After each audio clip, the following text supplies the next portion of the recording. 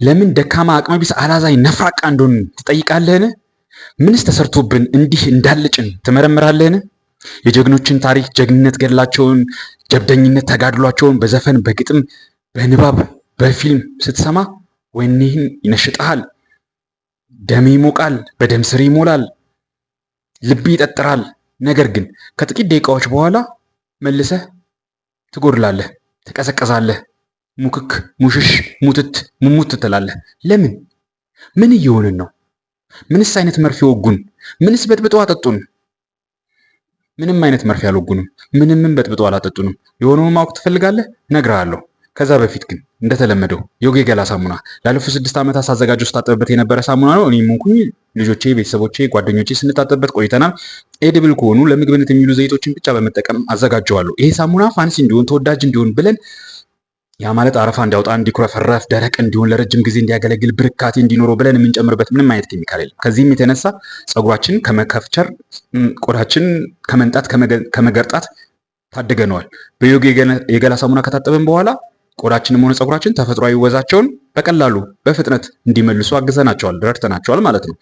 ስለዚህም እኛ እንደተጠቀምንበት አንተም እንድትጠቀምበት እንመክርሃለን። የሚታገኝበትን የጉግል ማፕ አድራሻ እዚህ ቪዲዮ ስራ አስቀምጥልሃለሁ። እዚሁ አዲስ አበባ ሜክሲኮ ኮሜርስ፣ በተለምዶ ኮሜርስ የሚባለው አካባቢ ታገኘዋለህ። እዛ ጉግል ማፕ አድራሻውን በጉግል ማፕ ላይ ኮፒ ፔስት ብለህ ሰርች ብትለው የሚወስድ ቦታ ዮጊ ገላ ሳሙና ብትላቸው ይህንን በ175 ግራም ያዘጋጀነውን በ300 ብር ዋጋ ይሸጡልሃል። እኛ እንደተጠቀምበት አንተም እንድትጠቀምበት እንመክርሃለን። ከዚያ ያለፈ ደግሞ ይህን ሳሙና አንተም ገዝተህ ብትጠቀምበት፣ ለወዳጅ ዘመዶች ብታካፍላቸው፣ እንደ ገጸ በረከት ብትሰጣቸው በዚህ በአባወራ ዩቲዩብ ቻናል የምንሰራውን ስራ ታግዘናለህ። በተለይም ደግሞ ትውልዳችን ላይ ይበልጡንም ደግሞ ወንዶቻችንን ሆን ተብሎ አልጫ የማድረጉን ስራ በመቀልበሱ ረገድ ታግዘናለህ። ትብብርህ መልካም ፈቃድህ ከሆነ ነው። እንግዲህ ልመና አይደለም። ጀግናው እንዴት አለ? ዛሬ ማንሳት የምፈልገው ትውልዳችን ለምንድን ነው የተኛው? ምን ተደርጎ ነው የተኛው? እንዴት ሆኖ እንደዚህ አቅመቢስ ሆኖ የወደቀው? ለምንስ ወደቀ? የሚሉትን ነገር ማንሳት ስለሚፈልጉ ደካማ፣ ጎስቋላ፣ አቅመቢስ፣ አላዛኝ፣ ነፍራቃ፣ ስልብ፣ ጃንደረባ ለምን እንድትሆን ይፈለጋል? ለምን እንደዛ እንድትሆን ይፈለጋል? ምክንያቱም እንደዛ የሆነ ትውልድ ቤተሰብ፣ ማህበረሰብ፣ ሀገር መገንባት አይችልም። እንዳው ሞቶ ተሟሙቶ ቢገነባ እንኳን እነሱን መጠበቅ፣ ለበቀጣይ ትውልድ ማስቀጠል አይችልም፣ መምራት አይችልም። ይህን ስለሚያውቀው ያደርጉታል። እነማን ናቸው? አይ ቲንክ ሌላ ቪዲዮዎች ላይ አንስቼዋለሁ። ወደፊትም በሌላ ጊዜ በሌላ ቪዲዮ ልመለስበት እችላለሁ። ነገር ግን ቁም ነገሩ ያ ነው።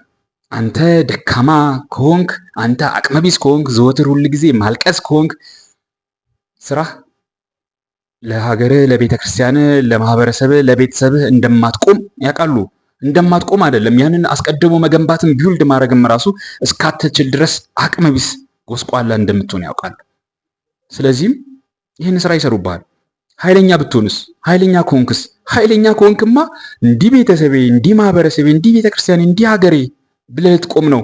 እነዛን ሆዳደሮች፣ ነጋዴዎች፣ አታላዮች፣ ሸቃጮች፣ ለዋጮች ጅራፍ ገምደህ እንዳባትህ መለወጫ ጠረጴዛቸውን እየገለበጥክ ሾጥ እያደረግ ታስወጣቸዋለህ።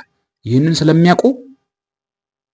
ስለሚያቅሙ ደካማነትክን፣ ጎስቋላነትክን፣ አቅመቢስነትክን፣ አልጫነትክን፣ ነፍራቃነትክን፣ ጃንደርባነትክን አጽድቀው መንፈሳዊነት ነው ብለው ምናልባትም ዘመናዊነትም ነው ብለው ይግተዋል። አንተም ትጋተላቸዋለህ። ዜን ከድጥ ወደ ማጥ ትወድቃለህ፣ ትተኛለህ፣ ታሸልባለህ ቢቀሰቅሱ እስካትሰማ ድረስ።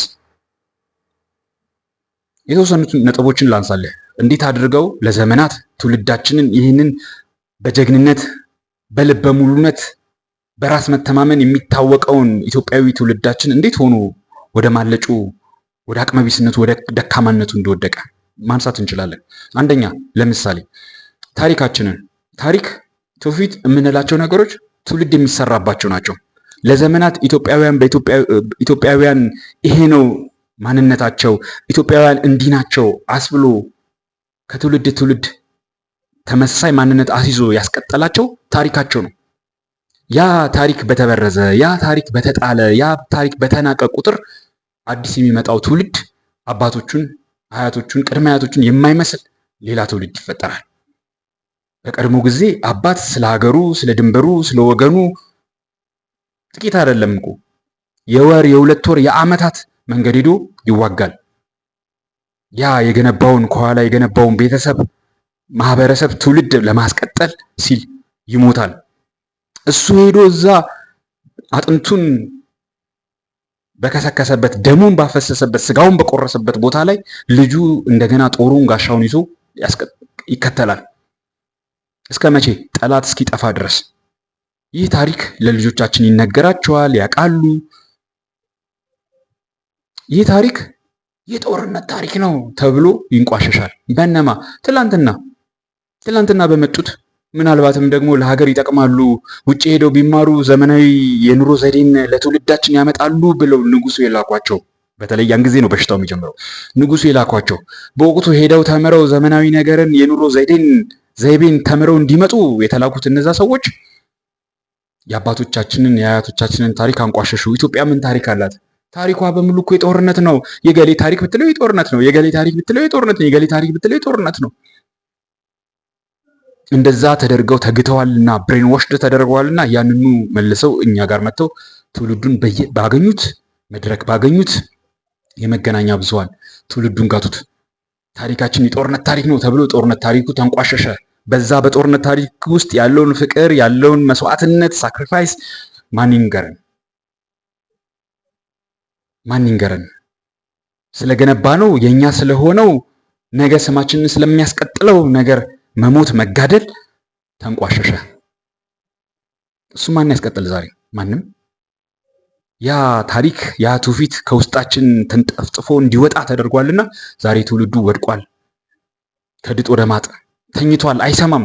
እንዲሆንክ እንዲተደረገ እንዲተደረገብህ እንዲሆነችብህ እናት ተደፈረች፣ እህቶች ተደፈሩ፣ ልጆች ተደፈሩ፣ ሀገር ተደፈረች፣ ቤተክርስቲያን ተደፈረች።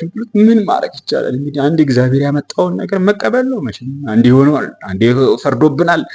አለመታደል ሆኖ እዚህ ዘመን ላይ ደርሰናል። 8ኛው ሺህ እኛ ላይ ደረሰ። ምን ማድረግ ይቻላል? ያው ማላዘኑን ይቀጥላል፣ መነፋረቁን ይቀጥላል። ወንድም አለም ከወደክበት ተነስ፣ ከተኛበት ንቃ። አያዋጣህም። ሆን ተብሎ ሆን ብለው እንድትተኛ እንድትወድቅ ትንሽ እንኳን ነቃ ብትል እንኳን መልሰህ ተው ተኛ ለማለት የፈጠሩት ነው። ስማ ምነግርህን፣ ከተኛበት ንቃ፣ ከወደክበት ተነስ። አያዋጣህም።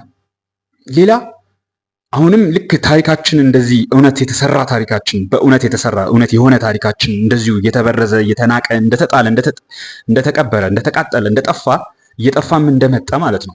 ተረቶቻችን ትውልድ የሚሰራባቸው ተረቶች፣ ልጆቻችንን የምናነጽባቸው ተረቶች፣ የምናወራቸው ተረቶች እኛ ፈጥረን ታሪክ ልጆችን ይሰራል፣ ያነጻቸዋል፣ ለነገ ህይወታቸው ይጠቅማቸዋል ብለን የምናስባቸው ተረቶች በሙሉ እንዲጠፉ ሆኗል። ዛሬ የተረት መጽሐፍ እኔ በጣም ገዛ ነበር። በፊት በተለይ ልጆች ገና ልጆች እያሉ አነብላቸው ነበር እና ራሴም ፈጠራ ያነብላቸዋለሁ። የተረት መጽሐፍ ገዝቼም አነብላቸዋለሁ። ግን የተረት መጽሐፉን ለነሱ ከማንበቤ በፊት መጀመሪያ እኔ እዛው መሸጫ ቦታ ላይ እንዳለ አነበዋለሁ። በአንድ አፍታ ቆም ብዬ አነበዋለሁ። ሳነበው ይዘቱ ብዙም ካልጣሚ ይዛው ነው ምተው። ማንም ታዋቂ ምን ስለሆነ ምናምን የጻፈው አይደለም። ውስጡ የሚያስተላልፈው መልእክት ምንድን ነው? ይሄ አጉል የእኩልነት ሰብአዊ መብት የጾታ እኩልነት ተረት አልሰማም። በቃ እሱን እዛው ድሮፕ ነው የማደርገው። ስለዚህ ልጆችን ተፈጥሯቸውን አባታቸው የሰጣቸውን ጸጋ አውቀው እንዲያድጉበት እንዲሰለጥኑበት ነገ ለሚገጥማቸው ፈተና ትጥቅ ይሆናቸዋል ወይ ያ የሚሰሙት ተረት? እሱን ገመግመዋለሁ። ከዛ ባሻገር ደግሞ እኔ ያነበብኳቸውን በአቅም ያነበብኳቸውን ታሪኮች ለእነሱ እንዲመጥኑ አድርጌ በተረት መልክ አስቀምጥላቸዋለሁ። በእንስሳት ታሪክ እያደረኩኝ አስቀምጥላቸዋለሁ ወይም እነግራቸዋለሁ። ተረቶቻችን ዛሬ ግን ምንድን የሆኑት? ተረቶቻችን ብታዩዋቸው እኮ ምን ለማስተላለፍ ፈልገው ነው እነዚህ ሰዎች እስክትሉ ድረስ ምን ማስተላለፍ ፈልጓል እዛ ውስጥ እዛ ተረት ውስጥ? ለምሳሌ አንድ የገጠመኝ ተረት፣ ይሄ ተረት በመጽሐፍ አይደለም በቴሌቪዥን ያየ ነው። እኔ ከልጆች ጋር እንግዲህ የዛሬ 6 ዓመት ነው ይህንን የምላችሁ። ከልጆች ጋር አብረን በነበርንበት ጊዜ ብዙውን ጊዜ እኔ ተረት መጽሐፍ አነብላቸዋለሁ ወይም ደግሞ በቃሌ ተረት እነግራቸዋለሁ። በቴሌቪዥን የሚተላለፉ የኢትዮጵያ የልጆች ታሪክ የልጆች ቻናሎችን አንከታተልም። እንዳው ስንከፍተው አልፎ አልፎ ድንገት ሊከፈት ይችላል። ምንድን ይሄ እስቲ ቆይ እንስማው ልንል እንችላለን። በተረፈ ግን አስበንበት እሱን አንከታተለውም። እኔ ከደረስኩበት ከተረዳሁት ሁኔታ ምንም ልጆቻችንን ኢትዮጵያዊ ወግ አስይዞ የሚያሳድጋቸው አይደለም። አሁንም ቀድሜ እንደነገርኳችሁ አጉል የፖለቲካል ኮሬክትነስ የሚያስተምር ነገሮች፣ ስለ ጾታ እኩልነት፣ ስለ አባትና እናት እኩልነት፣ ስለ ቋንቋ እኩልነት፣ ስለ ዜጎች ብሔረሰቦች እኩልነት የሚያወራ ተረት ነው። ምንም ልጆቻችን ወደ ተፈጠሩለት ልዕልና ማሳደግ አይችልም። ይህንን ከራሳቸው ተረት እንደዚህ አይነት ስራ ከሚሰሩ ሰዎች ጋርም ለመገናኘትና አብረን ለመስራት ሞክረናል። ግን የተረዳሁት ነገር ምንድነው እነሱ ከቆሙለት ዓላማ ጋር አይደለም። እነሱ ዋና የቆሙለት ዓላማ ትውልዱን ማናት ሳይሆን ገንዘቡ ነው። አዎ በግልጽ ነው የምንናገረው። እነማን ናቸው? ተውት፣ አያስፈልግም። ግን እዛ ላይ ታዲያ አሁን ወደ ቁም ነገሩ ስመጣ እዛ ላይ ታዲያ አንድ ቀን ቴሌቪዥን ድንገት ቻናል ስንቀይር አየን። እነሱ አያዩም፣ አሁን ላይም አያዩም። የልጆች ታሪክ፣ የልጆች ፊልም፣ የልጆች ፕሮግራም አያዩም። የኢትዮጵያ ውስጥ ያለ የልጆች ፕሮግራም ማለት የውጮቹን መርጠን እናያለን። በተለይ እኔ ፊልም መርጬ ያሳያቸዋለሁ። ፊልም እናያለን፣ የምንወዳቸው ፊልሞች፣ ልክ ዘ ላየን ኪንግ ባለፈው እንደነገርኳችሁ ማለት ነው። አንድ ተረት መቅረብ ጀመረ፣ በካርቱን ፊልም ተቀነባብሮ ማለት ነው። ተረቱ ምን አይነት ነው ልንገራችሁ። በወቅቱ የነበረውን ተረት የሰማነውና የገረመን ማለት ነው። አንድ አንበሳ ቤተሰቡ ተርበዋል፣ እሱም ተርበዋል። ምግብ ማምጣት አለበት። ምግብ ሊያመጣ ያ ማለት እንግዲህ ሊያድን ማለት ነው። ይወጣል። ሊያድን ይወጣና ወደ መንገድ ከጀመረ በኋላ ድንገት መንገድ ላይ አንዲት ምን የምታክል ላም ያህል ግብዳ ላም፣ ትልቅ ላም ያህል ያገኛል። ታሪኩ ነው እንግዲህ እኔ ትንሽ ሞዲፋይ አድርጌ ራሴ እንደሚመቸኝ ላቀርበውና ላሚቷን ያያታል። ላሚቷ መጣች ሊያድናት ልክ እየተዘጋጀ ሳለ ከእሷ ጋር አይን ላይ አይን ተያዩ። እሷም አየችው፣ እሱም አያት። እሱ እየተቆነጠነጠው ነብር፣ አንበሳ ምናምን ቺታ ሊያድኑ ሲሉ የሚያሳዩት ነገር አለ አይደል? መሬት ላይ ልጥፍ የሚሉት ለመዝለል እንዲመጫቸው፣ እንደዛ ሲሆን ታየዋለች። ከዛ ወዲያው ፈጠነትና አያንበሶ እባክህን አንድ ጊዜ አቁም። ግራ ይገባውና አንበሳው ምን ሆነሽ ይላታል። ቆይ አንድ መልእክት አለኝ። አትበላኝም አይደል? ትበላኛለህ። ግን አንድ ነገር ልንገርህ። ምን ሆነሻል? ምንድን ነው የምትነግሪኝ? ይኸውልህ ግጦሽ ስግጥ ነው ያልኩት፣ ሳር ስግጥ ነው ያልኩትና ጡቴ በጣም ጥሩ ላይ አሞኛል። ቤት የተራቡ ጥጆች አሉ የሚጠብቁ ወተት የሚጠብቁ እና አንድ ጊዜ እባክህን ሄጄ እነሱ ጋር ልተንፈሰው፣ ጡቴን ይጥቡ፣ እነሱም ከራባቸው ይታገሱ፣ እነሱም ካጠባው በኋላ ተመልሼ እመጣለሁ፣ ትበላኛለህ ትለዋለች። አንበሳው በጣም ይገረማል። ከዛ በኋላ እርግጠኛ ነሽ ተመልሰሽ ትመጫለሽ? እሺ ሂጂ፣ ባትመለሽ ግን አንቺንም ልጆችሽንም አለቃቸው ካይንድ ኦፍ ይላታል። ትሄዳለች። ምን አይነት መልእክት ነው አሁን እዚህ ውስጥ ያለው? አልጨረስኩም፣ መልሳለሁ። ምን አይነት መልእክት ነው ያለው እዚህ ውስጥ ግን? የእናት በጣም አዛኝነት፣ ሩህሩህነት፣ የራሷን ነፍስ አሳልፋ እስከ መስጠት ድረስ ልጆቿን ለማቆየት ያላትን የፍቅር ጥግ አያሳያችሁም? ካይንድ ኦፍ እንደዛ ነው እንግዲህ አይደል? የወንዱን አንበሳ የአባትን ደግሞ ጨካኝነት፣ አውሬነት ላይክ ለመግደል ለመብላት ያለውን ችኮላ አያሳያችሁም? የእሱን ጨካኝነት። ከዛ ላሚት ሄደችና ልጆቿን ስታጠባ ቆየች። ከዛ እሱ እዛ ጋር እየጠበቃት ነው። ትንሽ ቆይታ መጣች። እንደዛው ክልተው እያለች እየሮጠች መጣች። ከዛ መምጣቷን አያንበሳ አለ። ስትደርስ አያንበሶ አቤት፣ መጥቻለሁ፣ አሁን መብላት ትችላለህ አለችው። ልክ ይህንን ስትለው አያንበሶ አልቻለም። ላይ ጉልበቱ ከሰውነቱ ከጉልበቱ ከዳው፣ ኃይሉ ከዳው፣ ተንቀጠቀጠ፣ አንጀቱ ተንዘፈዘፈ፣ ባርባር አለው ላይ ቡቡ ሆነ። በአንድ ጊዜ እንባው በአራቱም አይኑ ዝርግፍ። አንቺስ አላት አያንበሶ ላሚት፣ አንቺስ በጣም በጣም ምስኪን የዋህ ነሽ። በቃ ሂጂ ልጆችሽ ጋር አልበላሽም፣ እኔም በረሃብ ልሙት፣ ልጆቼም በረሃብ ይሞቱ፣ ቤተሰቤም በረሃብ ይለቅ አለና ተመለሰ። ላሚትን ተዋት። ላሚትም ወደ ቤቱ ሄደች። ምን ማለት ነው ይሄ? ልክ እንደዚህ ብሎ ፊልሙ ካይንድ ኦፍ ሲጠናቀቅ ከት ብለን እኩል ይሳቅ ነው። አታምኑኝም? እውነቴን ነው የምላችሁ። ይሄንን ምንም ሰርቻው አይደለም ማለት እየቀለድኩ አይደለም። የምር እኩል ይሳቅ ነው። እንግዲህ የዛሬ 6 ዓመት ነው ያልኳችሁ። አሁን የመጀመሪያው ልጅ 12 ዓመቱ ውጭ ሚንዝ ያን ጊዜ 6 ዓመቱ አካባቢ፣ ከሱ ቀጥሎ ያለችው 10 ነች። ያን ጊዜ 4 ዓመቷ፣ አሁን ያለችው 6 ዓመቷ ነው። ምናልባትም አልተወለደችም። ሌላ ትንሿ አልተወለደችም ማለት ነው። በጣም እኮ የሚያሳፍር ነገር ነው። ይሄንን እነሱ ሰምተውም አያውቁም። እንደዚህ አይነት ታሪክ አባታቸው እንደዚህ አይነት ታሪክ ነግሯቸው አያውቅም። አባታቸው ስለ አንበሳ፣ ስለ ነብር፣ ስለ አጋዘን፣ ስለ ድኩላ፣ ስለ ሚዳቆ ነግሯቸዋል። የነገራቸው ነገር አንበሳ አዳኝ እንደሆነ ነው፣ ደፋር እንደሆነ ነው፣ ኃይለኛ እንደሆነ ነው፣ ጫካ ወጥቶ አድኖ እንደሚመጣ ነው፣ ያደነውን ነገር ደግሞ ቁርጥምጥም አድርጎ እንደሚበላ ነው። ይሄኛው ግን ምንድነው? ስለ ፍቅር ነው የሚያስተምረው። የእናት አፍቃሪነት፣ የእናት ሩሩነት፣ የአንበሳንም ደግነት ለማስተማር ፈልጎ ነው። በኋላ ላይ ደግሞ በፍቅር የተሸነፈውን አንበሳ ለማሳየት ተፈልጎ ነው። ምን ማለት ነው እዚህ ውስጥ የሚማሩት ልጆቻችን? እስቲ እናንተ ራሳችሁ አስቡበት። ይህንን የዛሬ 6 ዓመት ነው እንግዲህ የምላችሁ። እኔ በዛ ጊዜ ያው ያባወራውን ንቅናቄ ጀምሬ ነበርና እጽፍ ነበርና በጣም ነው የደነገጥኩት። ይህንን አሁን ትውልድ ይሰማል? ንገሩኝ። ይህንን አሁን ትውልድ ይሰማል? ልጆቻችን ከልጅነታቸው ጀምሮ ይህንን እየሰሙ አድገው ምንድን ነው የሚሆኑት? ይህን ልጆች እንደዚህ አይነት ነገር አያውቁም። they have to be warriors። መሆን አለባቸው። ዓለም አትምራቸውም፣ አታዝንላቸውም። ለነሱ የማይራሩ ለነሱ ለልጅነታቸው የማይሳሱ ስጋቸውን ቢጨርሱ አጥንታቸውን የሚግጡ ወዳደሮች እንደሚጠብቋቸው አውቃለሁና እንደዚህ አይነት ታሪክ አልነግራቸውም። ነገር ግን እነዛ በአፍጢም የተደፉ ወዳደሮች እንደዚህ አይነት ትውልድ ይፈልጋሉ። ምክንያቱም የሚጋጥ ትውልድ ይፈልጋሉ። ነገርኩ ወንድም ዓለም፣ ከወደክበት ተነስ፣ ከተኛበት ንቃ፣ አታንቀላፋ። ማንም አያዝንልህም፣ ማንም አይራራልህም። ለአንተ አይደለም ለዘር ማንዘር ማንም አይራራልህም። ለልጆች አንተም ማታስብላቸው፣ አንተም ማታነሳቸው፣ ከወደቁበት ከፍ ማታረጋቸው ከሆነ ሌላው ወጥቶ ነው የሚጥላቸው። ወድቆ ቢያገኛቸው ከድጥ ወደ ማጥ ነው የሚገፋቸው። ነገርኩ፣ ተነስ፣ ከተኛበት ንቃ። ሌላው የምቀጥለው ሶስተኛ ደረጃ ላይ የማስቀምጠው ትውልዱን እንዲተኛ የተደረገበት ነገር ልክ እንደ ተረቱ እንደ ታሪኩ ሁሉ መዝሙሮቻችን ናቸው። መዝሙሮቻችን ስልህ በልጅነት የምንዘምራቸው ማንም የሚዘምራቸው የነበሩ መዝሙሮች እንዲሁም ደግሞ የቤተክርስቲያን መዝሙሮችን ውሰድ። መዝሙሮቻችን ምንድን ነው የሆኑት? ድሮ በመዝሙሮቻችን ውስጥ ምን ነበረ? ጀግንነት፣ ጀብደኝነት፣ ከወንዱ የሚጠበቅ ነገር በመዝሙር ውስጥ ይነገራል። ከወንዱ የሚጠበቅ ድርጊት ብቻ ሳይሆን ያንን ድርጊት የሚፈጽምበትን ወኔ፣ ድፍረት፣ ጥንካሬ እንዲያመጣ በነዛ መዝሙሮች ውስጥ ይነገራል። በነዛ መዝሙሮች ውስጥ ይዘመራል። በልጅነታችን እነዛ መዝሙሮች ዘምረናቸዋል። በልጅነት ምንም በማያውቀው ጭንቅላታችን እነዛ መዝሙሮች እየዘመርን ስናድግ ካደግን በኋላ ልንሰራ ያለውን ነገር እነሱ ዲፋይን ያደርጉታል። ይሄ መሆን አለበት፣ ይሄ ካንተ ይጠበቃል። አስበነው አናመጣውም። ሰብኮንሽስ ማይንድ ላይ ግን ተቀምጧል። ወደ ዓለም ስንሰማራ ያ ከዛ ወጥቶ ይተረጎማል። በዛ መሰረት እንኖራለን። እንዴት ሆንክ ስትባል አናውቀውም። በቃ እንደዚህ መሆን አይደለ እንዲህ ያለብኝ እንላለን። ለምን? በልጅነታችን ያንን ነገር ከልጅነት ጀምሮ ሰምተነዋልና። መዝሙሮቻችን ዛሬ ምን እየተደረጉ ነው? እየተከለሱ ነው፣ እየተበረዙ ነው። ሌላ የማይጠቅም ትውልድን የማያሳድግ አይደለም። ትውልድን ከድጥ ወደ ማጥ የሚያስገባ ነገር እየተሰማ ነው በመዝሙሮቻችን ውስጥ። ያ በልጅነት የዘመርናቸው መዝሙሮች ስላችሁ እንግዲህ በልጅነት በጨዋታ የምንዘምራቸው የነበሩ መዝሙሮች ለምሳሌ የእንቁጣጣሽ መዝሙሮች፣ ከዛ ቡሄ ሆያ ሆዬ መዝሙሮች፣ ሌሎችም አይነት መዝሙሮች፣ እንደዚህ አይነት መዝሙሮች ዛሬ እየተበረዙ ነው። ያ መዝሙር አለ።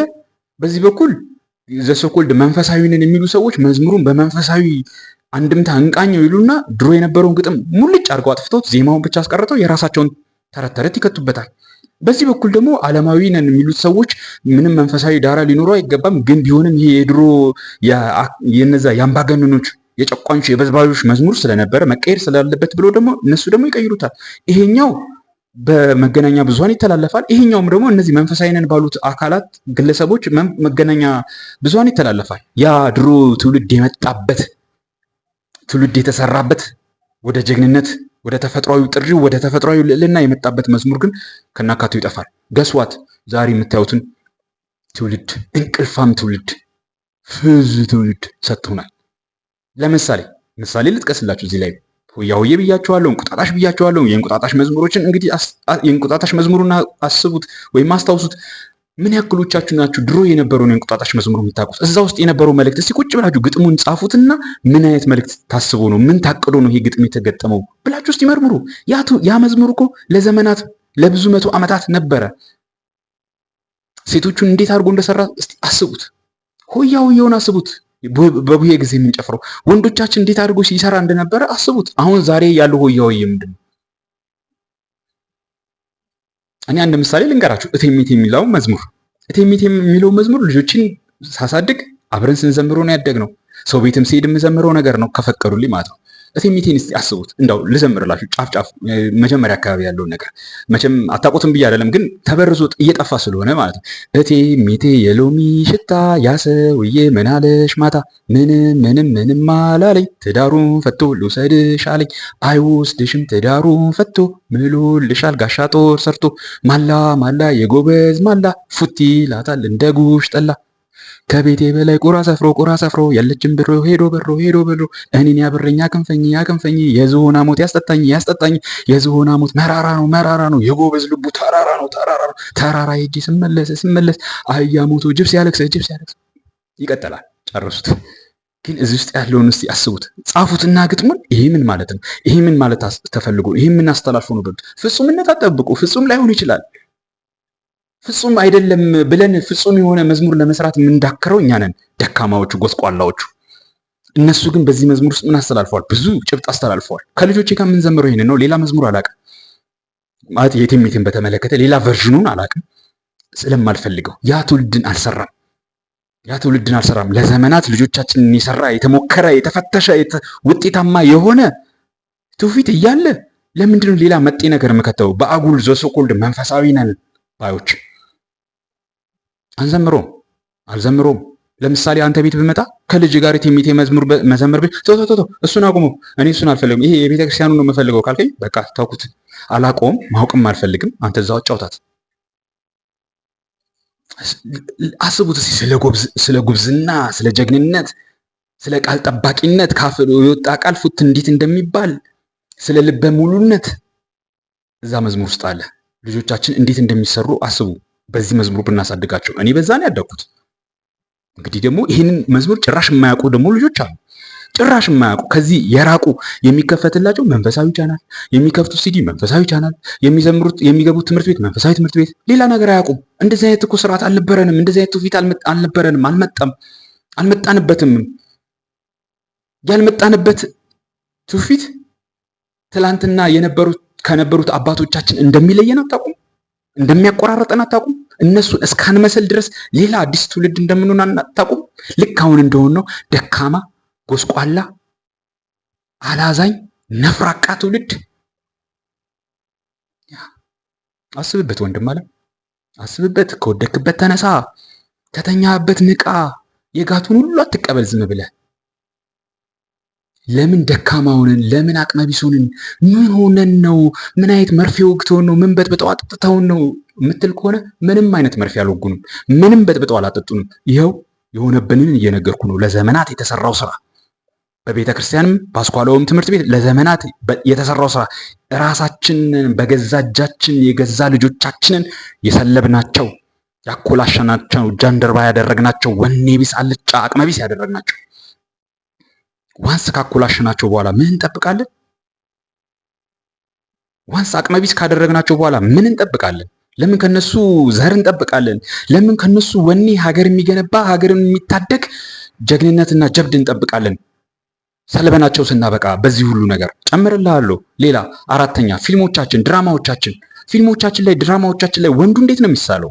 ሴቷ እንዴት ነው የምትሳለው? ምን አይነት ገጸ ባህሪ ነው የሚሳለው? የሆነ ደካማ ፈሪ ጎስቋላ ወንድ ልጅ አንዲት የሀብታም ልጅ ሴት ልጅ አፍቅሮ እሷን ለማግኘት የፍቅር ህይወቱ በዚህ ወጣ በዛው ሲወርድ ምናምን ተረት። ወይም ደግሞ አንድ የሀብታም ልጅ የሆነች ድሃ ጎስቋላ ግን ቆንጆ ምስኪን በእናት ብቻ ያደገች እናቷ እንጀራ ሸጠው ኩበታ ምናምን ብለው ያሳደጓት እሷን ወዶ እሷን መውደድ አትችልም ተብሎ ካይንድ ኦፍ ነገር። ሌላም እንደዚሁ በአብዛኛው ግን ጎስቋላነትን፣ ደካማነትን፣ አንጀት የሚያባባ የሚያስለቅስ የሚያናፋርቅ ወይም ደግሞ ቂቂቂቂ ብሎ የሚያስቅ ምንም ትውልዱን በተሰጠው ጸጋ ላይ እንዲሰለጥን እንዲበለጽግ በዛም ጽድቅ እንዲሰራበት የማያስተምር ተራ ተርታ የሆነ ወሬ በፊልሞቻችን በድራማዎቻችን የምናየው እንደዛ አይደል? እንደዛ ነው። ጀግንነት ተቆለጳጵሶ ታያለ። ድራማዎቻችን ውስጥ ጀብደኝነት አፈር ድሜ ግጦ ከታች ከድህነት ሲያድግ የምታየው አለ። ስለ እውነት ስለ ጽድቅ ሲሟገት የምታየው አለ። ከስንት አንድ አላውቅም ካለ አላውቅም። የምናየው ነገር ግን ምንድን ነው? አሁን ፖፑላር የሆኑትን ፊልሞች ያቸው የቴሌቪዥን ድራማዎች ወይም ደግሞ ፊቸር ፊልሞችንም አላውቅም እኔ ስለማልከታተላቸው እነዛን እስቲ ያቸው። ከነሱ ውስጥ የትኞቹ ናቸው ትውልዳችን ትላንትና አባቶቻችን ባደጉበት ባየሉበት ልክ ሊያሳድገው የሚችል የትኛው ፊልም ነው? ንገረኝ እስቲ ካለ አስቀምጥልኝ። ትንሽ አንቂ የሚባሉ ፊልሞች አሉ ሂሬኒዘር የሚሰሩ ብዙም አይደሉም፣ ብዙም ፖፑላር አይደሉም፣ ብዙም ታዋቂ አይደሉም። ፊልም አርቲስቶቻችን ዘሶኮልድ አርቲስት ጸሐፊዎቹም፣ ደራሲዎቹም፣ ፕሮዲሰሮቹም፣ ገንዘብ ሰጪዎቹም፣ አዋጪዎቹም ይሄ ነገር ሳያውቁት ቀርተው ነው? ይህን ጠፍቷቸው ነው ወይስ የሚያበላው ላይ ማድላታቸው ነው? at the expense of the generation ትውልዱ እንጥም ይግባ ስንጥ የራሱ ጉዳይ ለደንታው ለምን ባፍጥሞ አይደፋም? ጉዳያችን አይደለም። as long as we are making money እንደዛ ነው አይደለም? ተቆለጳጵሶ የምናየው ይዋ የቴሌቪዥን ተከታታይ ፊልሙን ይው ለምሳሌ በስንቱን ይው ቤቶችን ይው ትውልዱ ተጋፍቶ ወንዱ ከሚስቱ ጋር ከልጆቹ ጋር ተቃቅፎ እግሩን ታጥቦ ሶፋ ላይ ቁጭ ብሎ ቂቂቂቂ ያለ የሚያየውን ፊልም ይው ምንድነው እዛ ውስጥ የምታየው? ወንዶቻችን እኮ እየተሰለቡ ናቸው። ሊትራሊ ኢን ሪል ታይም አይናችን ታሪክ አይደለም የምነግርህ። ትላንትና ከትላንት ዛሬ የሆነ ያለ ነገር እኮ ነው የምነግርህ። ኢን ሪል ታይም ዛሬ የሆነ ያለ ነገር እኮ ነው የምነግርህ። they don't care about you, they don't care about the generation፣ ስለ ልጆች፣ ስለ ዘርማንዘር፣ ስለ አንተም they don't care፣ ግድ አይሰጣቸውም። as long as they are paid፣ እስከተከፈላቸው ድረስ the so called አርቲስት ገለመኔ ደግሞ እኮ ህዝብ ሀብታችን ነው፣ ሀብታችን ህዝብ ነው። ውሸት። እስከተከፈለው ድረስ ትውልድን አልጫ የሚያደርግ አይደለም ሌላም የሚያደርገውን ይሰራል። ትንሽ እንደው ጊዜ ጠብቅ። ነገ ፖርኖግራፊው በግልጽ ነው በአደባባይ የሚሰራው። እነዚሁ አርቲስቶች፣ ሌላ ሰው አያስፈልግም። እነዚሁ ይሰሩታል። ሰው ምን ይለናል? እንደዚህ አይነት መጥፎ ነገር ስንሰራ እግዚአብሔርስ ምን ይላል? ልጆቹን እንደዚህ አድርገን ስናለጭበት ከተፈጥሯዊ ጸጋቸው ሮብ ስናረጋቸው፣ ስንገፋቸው፣ ስንጥልባቸው ተፈጥሯዊ ጸጋቸውን they don't care as long as they are making money። ቁጭ ብሎ እዛ ጫት መደቡ ላይ ጫቱን እየቃመ የብዙ ሺህ ብር ጫቱን እየቃመ በውስኪ እያወራረደ የደረሰውን ድርሰት ነገ መጥቶ ሀገሬ ሀገሬ እያለ ባንዲራ ለብሶ ይዘፍንልሃል። ተረት ውሸታም ነው፣ ነጋዴ ነው፣ አስመሳይ ነው፣ ሸቃላ ነው፣ ሆዳደር ነው። ዘሶኮልድ ዘፈኖቻችንንም ያቸው በቀጣይ ዘፈኖቻችን እስቲ ያቸው። ዘፈኖቻችን ወደ ምንነት መጡ? ከትላንትና ከሰባዎቹ መቼም ዘፈን በደንብ መሰራት የጀመረው ያን ጊዜ ነው። ሰባዎቹ፣ ስልሳዎቹ መጨረሻ፣ ሰባዎቹ አካባቢ ምን አይነት ዘፈኖች ናቸው በጣም ፖፑላር የሆኑት አሁን ድረስ የሚወደዱት? ምን አይነት ዘፈኖች ናቸው? እውነት የሀገር ዘፈኖች ናቸው? የሀገር ዘፈን የሚከፈተው መቼ ነው? ጦርነት ሲመጣ። ጦርነት የመጣው እውነት ያ ጠላት ከኛ ጋር ከኢትዮጵያ ሕዝብ ጋር ተጣልቶ ነው? በጥቅም የተሻረኩ ባለስልጣኖች፣ ሆዳደር ባለስልጣኖች ሲጣሉ ጦርነት ይጀመራል። በዛ ምክንያት ይሄኛውም ወገን የራሱን ወገን ወደ ጦርነቱ ለመማገድ፣ ያኛውም ወደ ጦርነቱ ለመማገድ እንዲመቸው እነዛን የጦርነት ዘፈኖች ይከፍቱልናል። ስለ ሀገር ፍቅር፣ ስለ ሀገር የተዘፈኑት፣ ስለ ትውልድ ፍቅር የተዘፈኑትን ይከፍቱልናል። እውነት ግን ስለ ሀገር ተቆርቆሮ ነው እነዛ ሰዎች ያንን ዘፈን የሚከፍቱልን? ዘፈኑ የተሰራው ለዛ ሊሆን ይችላል። ተቆርቆሮ ነው የተከፈቱልን? ኖ አይደለም። ትውልድ ለመማገድ እንዲመቻቸው፣ በስሜት በብሶት ተቀጣጥሎ ሳያስበው በቴስቴስትሮኑ በዘሩ ግፊት በደም ፍላት ሄዶ እንዲማገድ ጭዳ ለማድረግ ይጠቀሙበታል። ከዛ ባሻገር ግን አብዛኛውን ዘፈን እስቲ በሰባዎች ውስጥ የተዘፈኑ ዛሬም የሚዘፈኑ በምን ዙሪያ ነው የሚያጠነጥኑት? በኤልዛቤል ዙሪያ፣ በአመፀኛዋ ሴት፣ ያችን አመፀኛ ሴት በማምለክ ዙሪያ። እሷን አምላኪ ናቸው። እንዳለ ዘፋኝ የምትለውም እንደዛ ነው አይደለ? እንዳለ ዘፋኝ የምትለው ሴት አምላኪነትን የሚያስተምር ነው። ሴት አምልኮን የሚያስተምር ነው። ተው እናመልካለን እግዚአብሔርን ፈጣሪ አለ ብለው ውሸታቸውን ነው። ሴት አምላኪ ናቸው። ሴት አምልኮ ነው የሚያስተምሩት። ዘፈኖቹን ስማ። ሌላ እኮ አይደለም፣ እኔ ከየትም አላመጣሁትም። ዘፈኖቹን ሰምቼ ነው። ግጥማቸውን ስማ። ምንድን ነው የሚያስተምሩ? ሴት አምልኮ። ዛሬ ልጆቻችን ሴት ወደድን መነፋረቅ፣ የወደድና ሴት እምቢ ያለችን መነፋረቅ፣ ሴት ልናገባ ነው መነፋረቅ። እንዴ ሲወዱም ተነፋርቀው ሲለያዩም ተነፋርቀው። እንዴ ሴት መውደድ እንደዚህ ነው እንዴ? ምን ማለት ነው? ለወደድነው ነገር መነፋረቅ ነው እንዴ? ሴቷ ትዳር ስታፈርስም ተነፋርቀው፣ ጥላኔ ላይ ተነፋርቀው ከ130 ሚሊዮን ህዝብ ውስጥ ምናልባትም 60 ሚሊዮን 70 ሚሊዮን ሴት ባለበት ሀገር ውስጥ አስቡት። አንድ ሴት ወደድኩኝ ብሎ ዘፈን ከፍቶ አንድ አይደለም 10 15 ካሴት እና ሲዲ ገዝቶ ይነፋረቃል። ሲወዳትም በብርጭቆ ውስጥ ገብቶ ይነፋረቃል። ከዛ እምቢ ያለችኝ ደግሞ እንደገና መነፋረቅ። ከዛ ደግሞ እሺ ያለችኝ እንደገና መነፋረቅ። ለዛ የሚሆንም ዘፈን ተሰርቶለው ከዛ ደግሞ እንደገና ትዳሬን አፈረሰችው ጥላኝ ሄደች ደግሞ መነፋረቅ። አንዲት ሴት ከ70 ሚሊዮን ውስጥ አንድ ሴት ወዶ እንዲህ መነፋረቅ። ያቺ አንድ ሴት ጥላው ስለሄደች መነፋረቅ። ሌላ እኮ 70 ሚሊዮን አይደል ያልኩ 69 ሚሊዮን 999,999 ሴቶች እኮ አሉ። አስቡት ትውልዳችን ምን ያክል እንደተሰለበ። በአጋጣሚ ይሆን አይደለም፣ ፐርፐዝሊ ነው የሚደረገው። በተዋረድ ወዳደርነቱ በተዋረድ ነው ያለው። ፐርፐዝሊ ነው የተደረገው። እኔ ዘፈን አልሰማም። ሴት አምላኪነትን አልከተልም።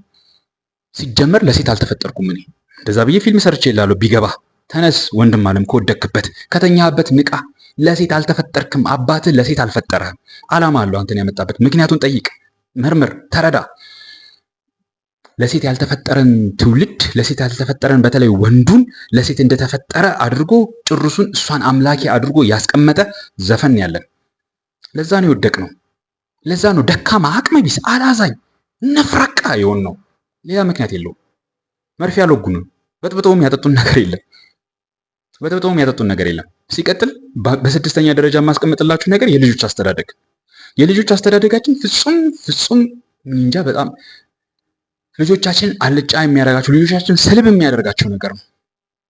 ልጆቻችንን የምናሳድግበት መንገድ አባታቸው በሰጣቸው ጸጋ ላይ አባታቸው የሰጣቸውን ጸጋ እንዲያውቁት በደረጃቸው እንዲያውቁት፣ እንዲረዱት፣ እንዲሰለጥኑበት፣ እንዲበለጽጉበት በሱም ደግሞ የሚሰሩበት ጽድቅ እንዳለ በሚያስገነዝብ መልኩ አይደለም። ልጆች በተለይ በልጅነታቸው የተሰጣቸውን ነገር እስኪያውቁ ድረስ እንዴት ልበላችሁ ተፈጥሯቸውን ኤክስፒሪየንስ እስኪያደርጉት ድረስ ጣታቸውን፣ እጃቸውን፣ እግራቸውን መንቀሳቀሳቸውን እስኪያውቁት ድረስ ነፃ ሆኖ ማደግ አለባቸው በልጅነታቸው። እኔ ለምሳሌ ምንድነው የምለው በልቅ ቋንቋው ማበድ አለባቸው። እኔ ከልጆቼ ጋር አብዳለሁ፣ እናብዳለን። ላይ በጣም ነው የምናብደው። አንተስ እብድን ነው የምትሉኝ ብዙዎች ይሉኛል መንገድ ላይ ሲያገኙ የምንሰራው ስራ ማለት ነው። ማበድ አለባቸው ልጆች ተፈጥሯቸውን ማወቅ አለባቸው፣ ማበድ አለባቸው። እኔ ጨዋታቸው ጥግ ድረስ በቃ መሆን አለበት፣ መጫወት አለባቸው። እስኪጠግቡ ፌንት እስኪሰሩ እስኪወድቁ እንቅልፍ ድብን ብሎ እስኪወስዳቸው ድረስ መጫወት አለባቸው ልጆቻችን። ተፈጥሯቸውን የሚያውቁት በዛ ነው። ስለ ተፈጥሯቸው የሚማሩት በዛ ነው። በተፈጥሯቸው ስለሚሰሩት ጽድቅ የሚማሩት በዛ ነው። ይህንን ለማስተማር ብዙ ሞክሬ ነበር። ትግልፊያ የሚባል ቻናል አለኝ። እዛ ላይ የጻፍኳቸው ጽሁፎች አሉ። ቴሌግራም ቻናል ማለት ፌስቡክ ቻናል ማለት ትቼዋለሁ። አሁን ላይ ሄዳችሁ ማየት ትችላላችሁ። ብዙ ነገር ከልጆቼ ጋር የምንሰራውን ነገር ሼር ለማድረግ ለማካፈል ሞክሬ ነው። ያው ብዙዎቻችሁ ፈቃደኞች አይደላችሁ። ኤኒዌይስ ግን አንዱ ትውልዳችን ደካማ ጎስቋላ የሚደረግበት እንዲወድቅ የሚደረግበት በወደቀበት እንዲተኛ እንዲያንቅላፋ የሚደረግበት አንዱ የልጆች አስተዳደጋችን ላይ የሚያየውን ነገር ተግተናል፣ ተምረናል። እነዚህ ዘሶኮልድ አዋቂ ነን፣ ሊቅና ሊቃውንት ነን፣ ዶክተርና ማስትሬት አለን፣ ስለ ልጆች አስተዳደግ እንንገራችሁ፣ እንጻፍላችሁ የሚሉን ሰዎች ከምዕራባውያን የወረሱትን ያው ምዕራባውያን እዛው ልጆቻቸውን ያለጩበትን መንገድ እየሰጡን እኛም ጀብድ መስሎን ዘመናዊነት መስሎን በዛ ነው የምናሳድጋቸው አይደል? ልጆቻችን ዋና ስራቸው ምንድን ነው? ትምህርት አይደለም የምትሉት? ዋናው ስራ ካንተ መማር መማር መማር፣ ከዛ ውጭ ሌላ ነገር የለም። ኖ አይደለም። በቃ አማራጭ እኔ አሁን ለምሳሌ ልጆቼን አማራጭ ስለሌለኝ ነው፣ አቅመ ቢስ ስለሆንኩኝ ነው።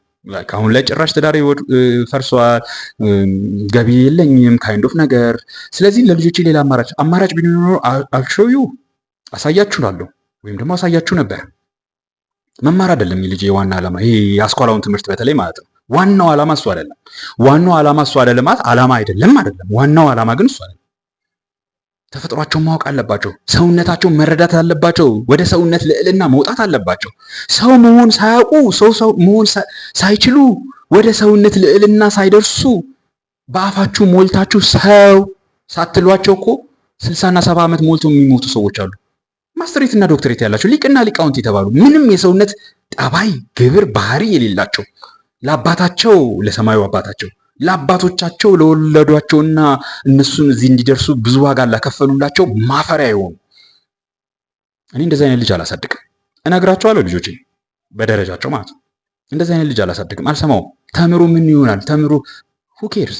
አልፈልግም። ምንድነው መሆኑ ግን ሳድግ አባ ጋሼ ምናምን ይሉኛል። ምንም ዝም ብለህ ተማር በቃ። ትልቁ ትምህርት እሱ አይደለም። ትልቁ ትምህርት ሰው መሆናቸው ነው። ሰውነትን ማስተማር አለብን። ያ ደግሞ በጨዋታ በተለይ ከልጆቻችሁ ጋር ስለምታሳልፉት ጊዜ ስታስቡ ስለ መጠኑ ስለ ብዛቱ አይደለም ማሰብ ያለባችሁ፣ መጨነቅ ያለባችሁ። ከልጆቼ ጋር ስንት ሰዓት ማሳለፍ አለብኝ ነው። ምን እየሰራ የጊዜው ብዛት ሳይሆን በዛ ጊዜ ውስጥ የምታሳድሩት ተጽዕኖ። ያ ማለት ከኳንቲቲ ይልቅ ኳሊቲ ላይ ትኩረት አድርጉ። ከልጆቻችሁ ጋር የምታሳልፉት ጊዜ ቁም ነገርን የሚያስተምራቸው በተለይም ደግሞ በጨዋታ ቁም ነገርን የሚያስተምራቸው ስለመሆኑ እርግጠኛ ሁኑ። ስለሚማሩት ትምህርት ነገ ፓይለት ስለሚሆኑ፣ ዶክተር ስለሚሆኑ፣ ኢንጂነር ስለሚሆኑ፣ ማስትሬት እና ዶክተሬት ስለመያዛቸው፣ ሊቅና ሊቃውንት ስለመባላቸው እያየናቸው ነው። አገር እያጠፉ ያሉት ዶክተሮቹ አይደሉ? አገር እያጠፉ ያሉት ምሁራኖቹ አይደሉ? አገር እያጠፉ ያሉት በወዳደርነት በአፍጢማቸው ተደፍተው ትውልዱን የሚሸቅጡበት ሊቅና ሊቃውንቱ አይደሉም? ያንን እንዲደግሙት አልፈልግም በጭራሽ። ስለዚህ ምን እንሆናለን የሚባለው ነገር አያስጨንቀኝም።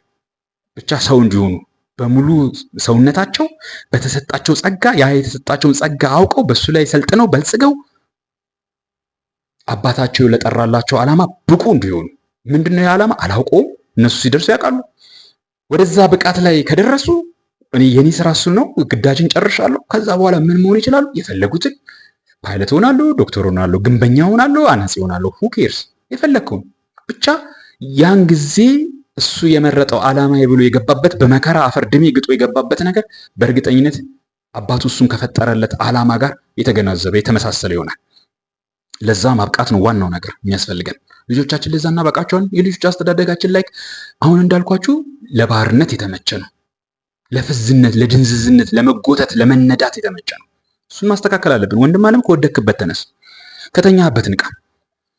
ይሄ አንዱ ልጆቻችንን በአስተዳደጋቸው የምንበደላቸው ነገር ነው። ሌላው በሰባተኛ ደረጃ ጸጋችን መኮንኑ። ለረጅም ጊዜ እኮ ጸጋችን ተኮንኗል። ወንድነት ጸጋችን፣ ወንድነት መክሊታችን፣ ሴትነት ጸጋችን፣ ሴትነት መክሊታችን እኮ ለረጅም ጊዜ ተኮንኗል። በወንድ ውስጥ ያለ ድፍረት፣ ጥንካሬ፣ ጡንቻው፣ ኃይለኝነቱ፣ ጨካኝነቱ እሱ እኮ ተኮንኗል። ጽድቅ እንዴት እንደሚሰራበት አልተነገረውም፣ አልሰለጠነበትም። እሱ እኮ ሲኮንንበት ነው የኖረው። ታዲያ ጠላት መጣ፣ ቤተክርስቲያን ተደፈረች፣ እናት ተደፈረች፣ ሚስት ተደፈረች፣ ልጆች ተደፈሩ፣ እህቶቻችን ተደፈሩ፣ እባክህ ድረስልን ሲባል ምን ማድረግ ይቻላል? ምንም ማድረግ አይቻልም። አንድ እግዚአብሔር አምጥቶታል፣ እሱ እስኪመልሰው ድረስ ሆኖብናል። የስምንተኛው ሺህ እርግማን ደርሶብናል ብሎ ከመነፋረቅ ውጭ አማራጭ አለው? የለውም። ምክንያቱም ያንን የሚታደግበት ያንን ክፉ ስራ የሚገፍበት የሚጥልበት የተሰጠው ጸጋውን ሲኮንን ይኖረው ሲጠላበት ሲያጥላሉበት እሱም እስኪጠላው ድረስ እስኪጥለው ድረስ እስኪቀብረው ድረስ ነው የኖረው። እህቶች ተደፈሩ፣ እናት ተደፈረች። ምንም አይመስለው፣ ምንም የማይመስለው ትውልድ መጥቷል። ለምን ወደቀ? ለምን እንደዚህ እስኪሆን ድረስ ተኛ? አሁን እንዳልኳችሁ ለረጅም ጊዜ በተኮነነበት ኩነኔ፣ ለረጅም ጊዜ በተኮነነበት መንገድ። ወንድም ዓለም ከወደቅበት ተነስ፣ ከተኛበት ንቃ። እንደዚህ እያደረጉ የኮንኑት ለዚህ ለዛሬ ጊዜ እንዲመቻቸው አንተን በባርነት ባፍጢም ለመድፋት። ሴቷም እንደዛው ሴትነት ጸጋው አልተኮነንም፣ ትህትናው አልተኮነንም፣ አገልጋይነቱ አልተኮነንም፣ መታዘዝ መገዛቱ አልተኮነንም፣ ባርነት ግርድና ነው ተብሎ አልተነገረም።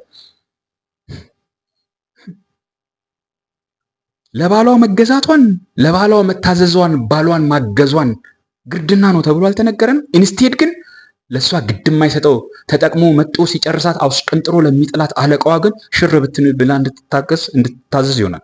ሌላ ቪዲዮ ሰራበታለሁ። ከዚያ ያለፈ ደግሞ ሚስትነትን፣ እናትነትን አልኮንኑም፣ አላንቋሸሹትም። ስለዚህ ይሄ ትውልድ እንዴት አድርጎ በተሰጠው ጸጋ በልጽጎ ጽድቅ እንዴት አድርጎ ይሰራል? በአፍጢም ተደፍቶ ያላዝናል እንጂ። ጠላት የሚፈልገው ያንን ነው። ሆዳደሮችም የሚፈልጉት ያንን ነው። ሆዳደሮችም የሚፈልጉት ያንን ነው። በስምንተኛ ደረጃ በአፍጢም ተደፍቶ በወዳደርነት ማደር እንደ ብልሃት መቆጠሩ መነገሩ። ላይክ ይሄ ጊዜ እስኪያልፍ ግድ የለም ጎንበስ ብለህ ለፍ። እውነት እንዳልሆነ ሐሰት እንደሆነ እያወቅን፣ ጽድቅ እንዳልሆነ ኃጢአት እንደሆነ እያወቅን፣ ፍትሃዊ እንዳልሆነ ፍትህ አጉዳይነት እንደሆነ እያወቅን፣ ፍትህ እንደተበደለ እያወቅን፣ ተገቢ እንዳልሆነ እያወቅን፣ አይ ይሄ ጊዜ ይለፍ ግድ የለም ዝም ብለህ እለፍ ግድ የለም ልጆች እንዳይበተኑ፣ ትዳር እንዳይፈርስ፣ መንግስት እንዳይቆጣ፣ እነ እንቶኒ እንዳይከፋቸው፣ እነ እንቶኒ እንዳይደብራቸው፣ ስለዚህ ዝም ብለህ እለፍ። አባት ልጆቹን በዚህ መልክ ያሳድጋል። ልጆች አባ ይሄ ነገር ትክክል አልነበረም፣ ለምን ዝም ብለህ አሳለፍከው? ልጆቼ እንዲህ ብዬ ብናገር ስራዬን አጣለሁ፣ እናንተ እንዴት አድርጌ ያሳድጋለሁ? እናንተ እንድታድጉልኝ ብዬ፣ እናንተ ተመራጩ ቁም ነገር እንድትደርሱ ብዬ፣ ይኸው እንደምታዩት በአፍጢም ተደፍቼ ከሰጡኝ በልቼ ጭራዬን ቆልፌ የኖርኩት ለዛ ነው። ስራዬን አጣለሁ ብዬ ወይም ደግሞ ትዳሬ ይፈርሳል ብዬ ጠፍቶኝ መሰላችሁ? እንዲህ ማድረግ ጠፍቶኝ አይደለም፣ ትዳሬ እንዳይፈርስ ብዬ፣ እናንተ እንዳትበተኑ ጎዳና ትወጡብኛላችሁ ብዬ ፈርቼ ለእናንተ ስል እንጂ ጠፍቶኝ አልነበረም። የራሴ መብት ማስከበር ጠፍቶኝ አይደለም፣ ስለ እውነት መቆም ጠፍቶኝ አይደለም። ነገን እንደዛ ባረግ ትዳሬ ይፈርሳል፣ ልጆቼ ይበተናሉ፣ እናንተ ትበተናላችሁ፣ ጎዳና ትወጣላችሁ ብዬ ካገኘው በልቼ ካጣው ተደፍቼ ኖርኩኝ። ልጆቼ እናንተ ግን እንደዚህ እንዳታደርጉ። ኧረ እባክህ ያሳየን ይሄን ነው ያሳየናቸው፣ ያንን ነው። በአፍጢም ተደፍቶ መኖርን፣ ስለ ጊዜያዊ ጥቅም ሲሉ በአፍጢም ተደፍቶ መኖርን፣ ሆዳደርነትን እንደ ጽድቅ ነገርናቸው፣ አሳየናቸው በተግባር ለልጆቻችን። እነሱ ሲያድጉ እንደዛው ያሳዩናል። ከኛ በተሻለ በጥራት በብዛት ያሳዩናል። ለሆዳቸው ለጥቅማቸው እንዴት አድርገው ሀገራቸውን፣ ቤተክርስቲያናቸውን፣ እናታቸውን፣ እህታቸውን መሸጥ እንዳለባቸው እያየን አይደለም? ያልተማሩት አይደሉም። የተማሩቱ ምሁራኑ ሊቅና ሊቃውንቱ እያሳዩ ነው። ይቀጥላል። አንተ እዛ በአፍጢምስ ተደፍተህ እስከቀረ ድረስ ተነስ፣ ከወደክበት ተነስ፣ ከተኛበት ንቃ ንቃ። በዘጠነኛ ደረጃ 9ኛ ነው 8 ጠቅሻለሁ። በ9ኛ ደረጃ ያስኩትን ማስታወሻ እያሰብኩኝ ነው።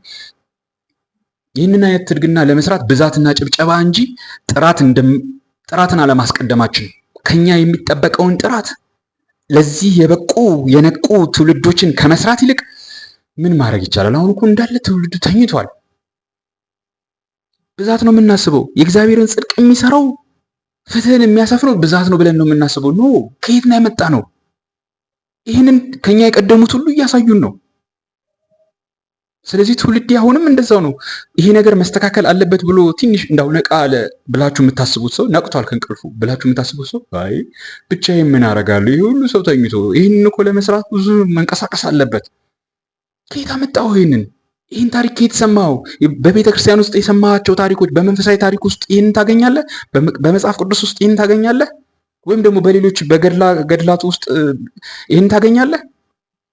ከየት አመጣው ይህን ታሪክ? የነ ጌዲዮንን ታሪክ እስቲ አስታውስ። በ300 ሰው እኮ ነው ተአምር የሰራው አይደል? ጌዲዮን ሲጠራ ግን እኔ ብቻዬን ምናምን ብሎ ከዛ በኋላ ግን የተፈጠረው 10,000 ሰው ምናምን ሰው ሲቀነስ። አሁንም ስለ ጥራት አስብ ወንድም አለም። ከነቃህ ትንሽ እንኳን ከነቃህ አይ እኛ ጥቂት ነን እኛ ትንሽ ነን ኖ የእግዚአብሔርን ጽድቅ ለመስራት አጨብጫቢ አጋፋሪ አያስፈልግም። ጥቂት በራሳቸው ላይ የቆረጡ የጨከኑ ሰዎች ራሳቸውን ህይወታቸውን ያላቸውን የገነቡትን ሁሉ ስለ እውነት ስለ ጽድቅ መስዋዕት ማድረግ የሚችሉ ሰዎች ራሳቸውንም ጭምር መስዋዕት ማድረግ የሚችሉ ሰዎች ጥቂት ሰዎች ብቻ ነው የሚፈልገው። አሁንም ይሄ የግፍ ጽዋ የማይቆመው ያልቆመው ሊቆምም ያልቻለው ለዛ ነው፣ ሌላ አይደለም። እነዛን ጥቂት ሰዎች ለማግኘት በሚደረግ ጊዜ በፈጀ ጊዜ ነው። አሁንም ቢሆን ለዛ የበቃ ሰው የለም። እመነኝ፣ ለዛ አልበቃም።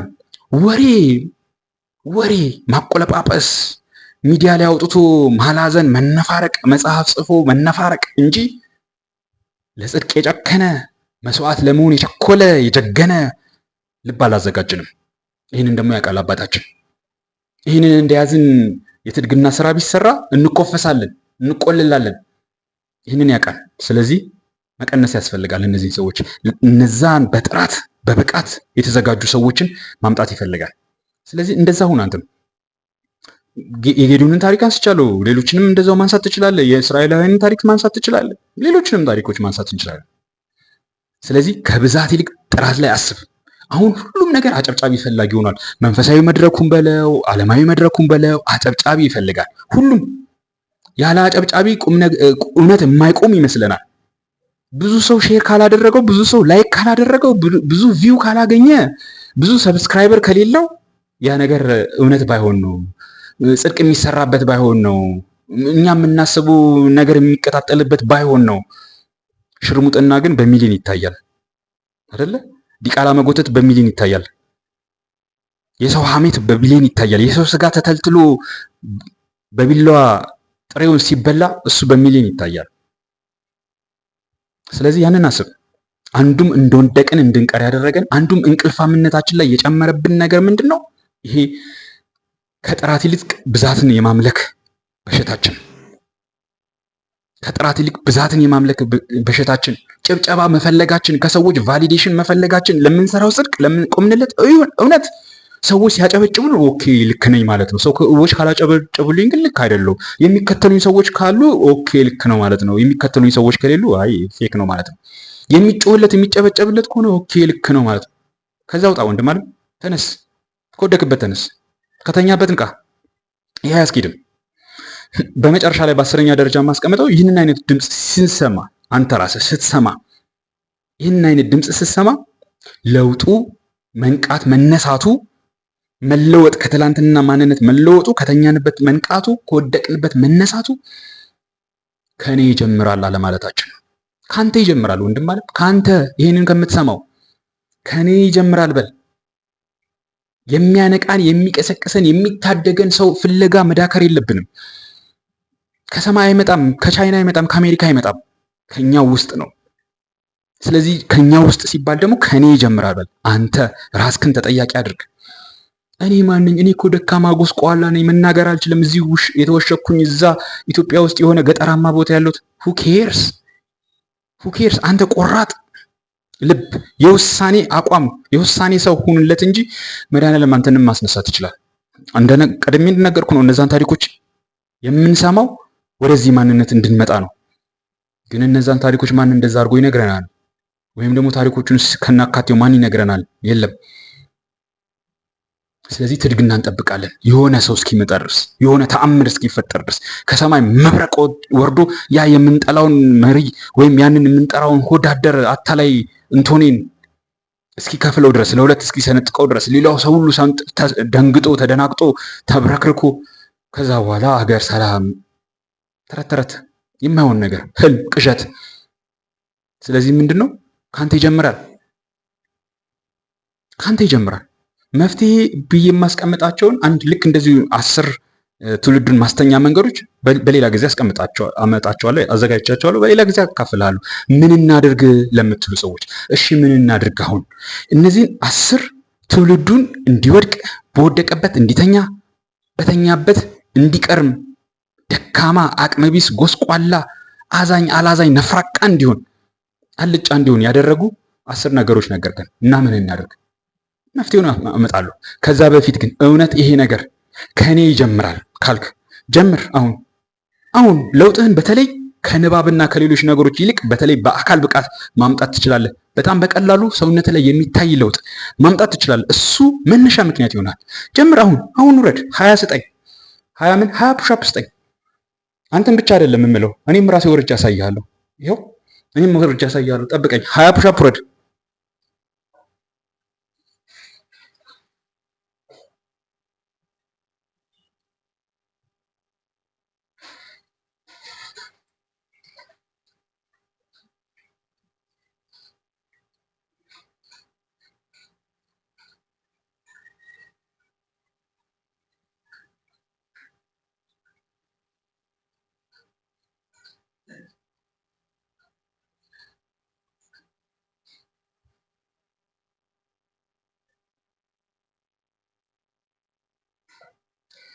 ለውጥህ ከራስ ይጀምራል።